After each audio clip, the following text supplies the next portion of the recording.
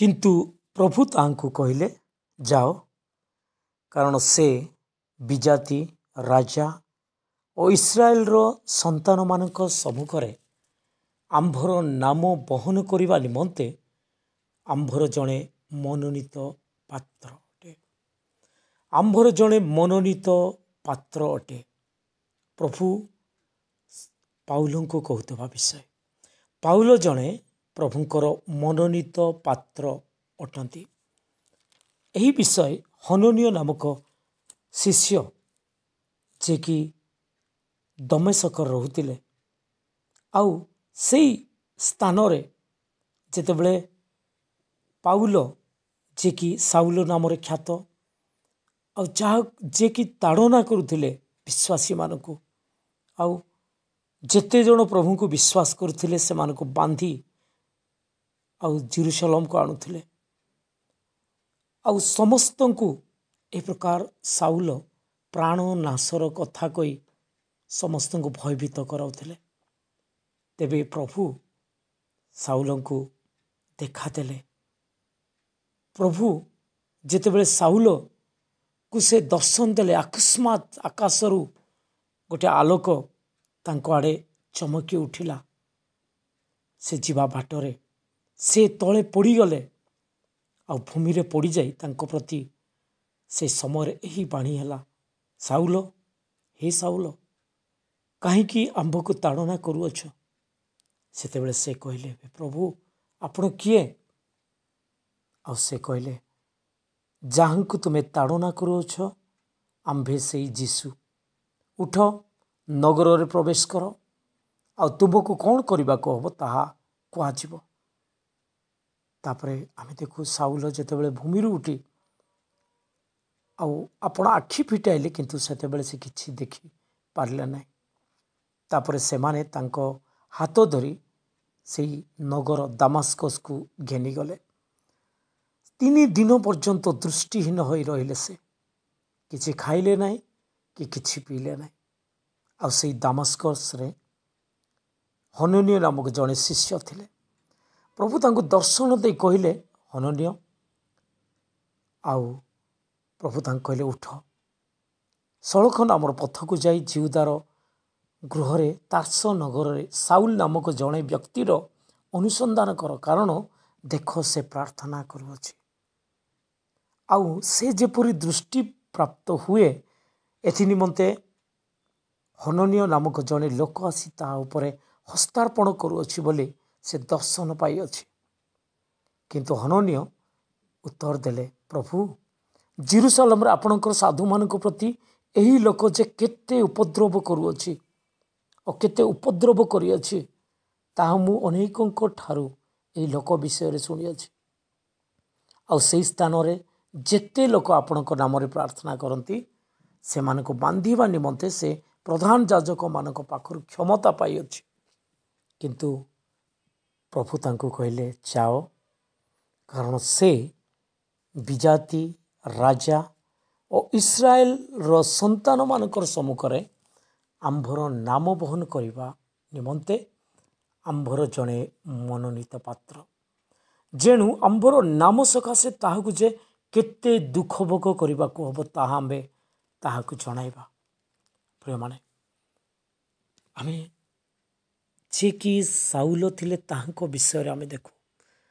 पाउल नाम रे ख्यात तांकर पूर्व अवस्था से जेतेबेले लोक मानकु प्राण नाशर कथा कही आ भय देखौतिले से मानकर विरुद्ध रे थिले।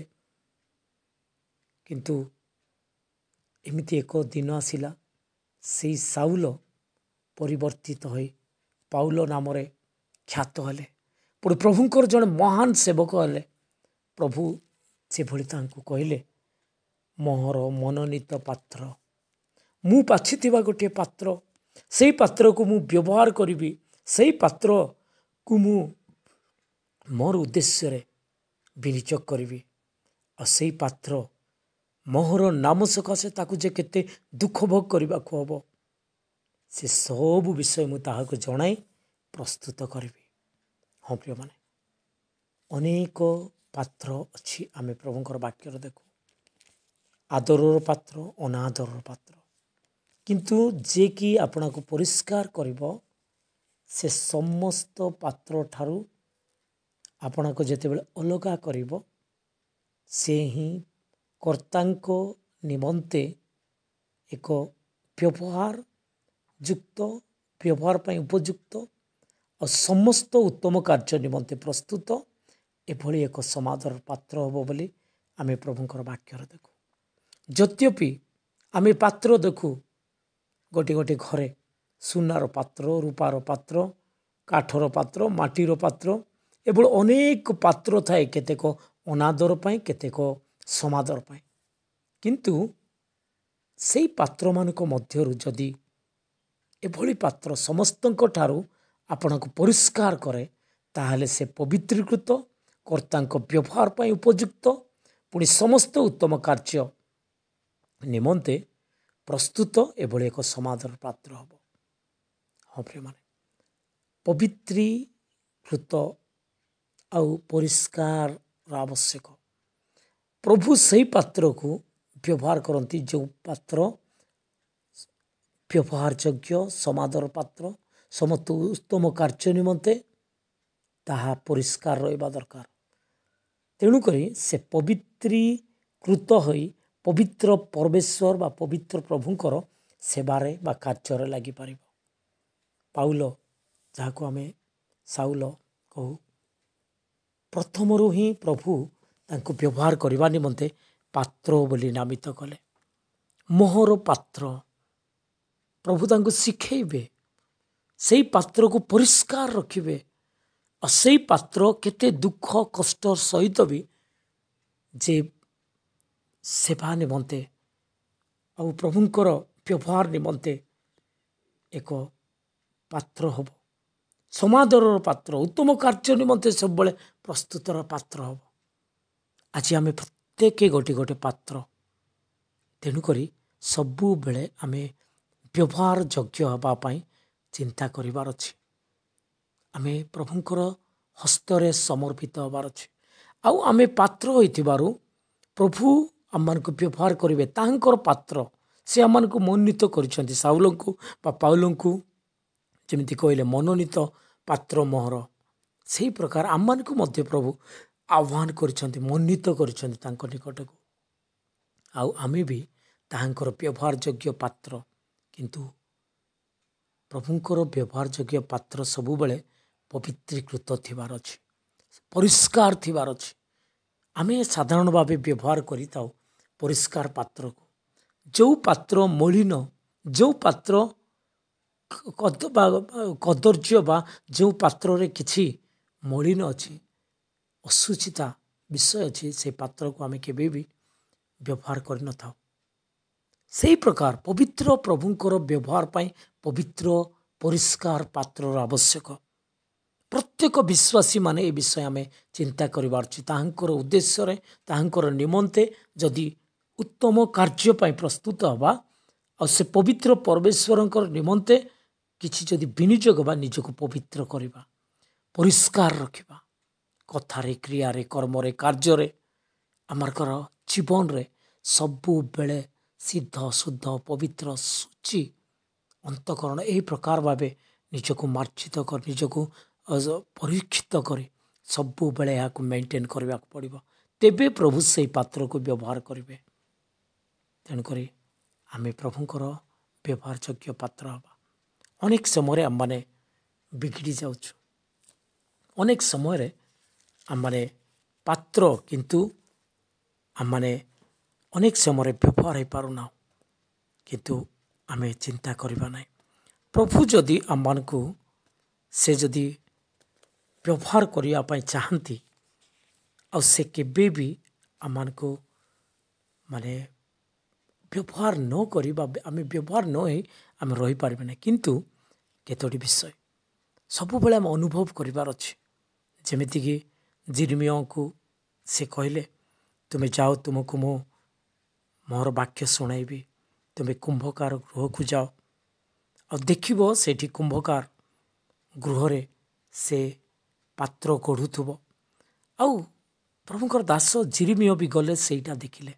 आउ गोटे मृत्तिकार जो पात्र निर्माण करुला कुंभकार तार हस्तर बिगिड़ी जीवार आउ कुंभकार आउ से हस्तर आउ गोटे पात्र अपना इच्छा अनुसार निर्माण कला।